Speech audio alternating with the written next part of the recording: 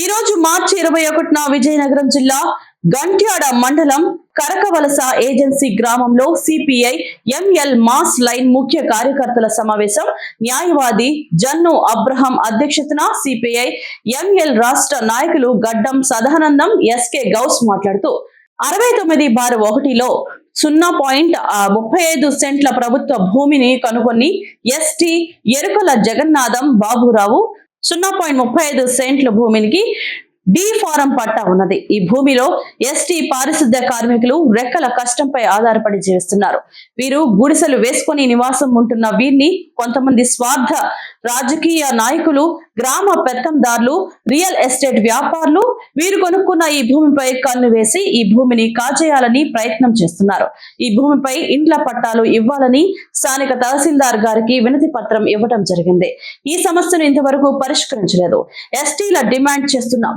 ఈ సమస్యను యుద్ధ ప్రాతిపదికపై పరిష్కరించాలని CPI ML mass line party జిల్లా కలెక్టర్, స్థానిక ఎమ్మెల్యే ఐటీడీఏ పొంగార్లు పరిష్కారం చేయాలని కోరుతున్నది. ఈ కార్యక్రమంలో ఈ శ్రీను, వాసు, జగన్నాథం, బాబురావు, డి సత్తి, బాబు, నూకా రాజు, పి శ్రీను, ఏ నల్ల మరియు తదితరులు పాల్గొన్నారు.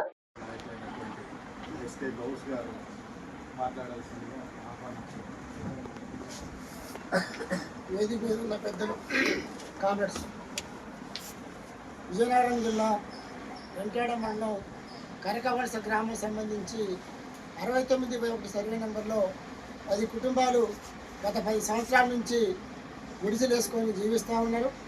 ఏదైతే ఎరికల ఎస్టీ సమైనటువంటి వీళ్ళ యొక్క వారసత్వం ఏదైతే 170 యాక్ట్ ఉన్నటువంటి షెడ్యూల్డ్ ప్రాంతంలో ఇక్కడ జీవించేటటువంటి హక్కు ఉంది. ఇక్కడ ఉండేటటువంటి స్థానిక కొంతమంది పెత్తదారులు, ధనికులు, రియల్ ఎస్టేట్ వ్యాపారులు వీళ్ళ భయభ్రాంతులకు గురి చేసి వీళ్ళ భూముల్ని మొత్తం కాల్చేయడానికి ప్రయత్నం చేసే పరిస్థితి ఉంది. వీళ్ళకి ఆల్రెడీ డీఫామ్ పట్టా కూడా ప్రభుత్వం ఇచ్చింది. ఈ వీళ్ళ సమస్య సంబంధించి పట్టాలు ఇవ్వాలని చెప్పేసి స్థానిక ఎంఆర్ఓ గారికి మరి జిల్లా కలెక్టర్ గారికి అందరూ కూడా ఇవ్వడం జరిగింది. మేము ఒకటే సిపిఎంఎల్ మాస్ లైన్ రాష్ట్ర కమిటీ తరఫున మేము ఒకటే కోరుతా ఉన్నాం. స్థానిక ఎమ్మెల్యే గారు, స్థానిక ఎంఆర్ఓ గారు, జిల్లా కలెక్టర్ గారు ప్రత్యేక దృష్టి పెట్టి పట్టాలు ఇవ్వాలని చెప్పేసి కోరుతా ఉన్నాం.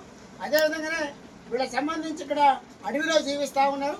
ఇక్కడ ఇండ్ల వరకు పరిమితం కాకుండా మౌలిక వసతులు ఏవైతే ఉన్నాయో తాగడానికి మంచినీళ్ళు కానీ, మరి కరెంటు కానీ, రోడ్లు కానీ, మిగతా ఎటువంటి సౌకర్యాలు లేకుండా చీకట్లో ఉండే పరిస్థితి ఉంది.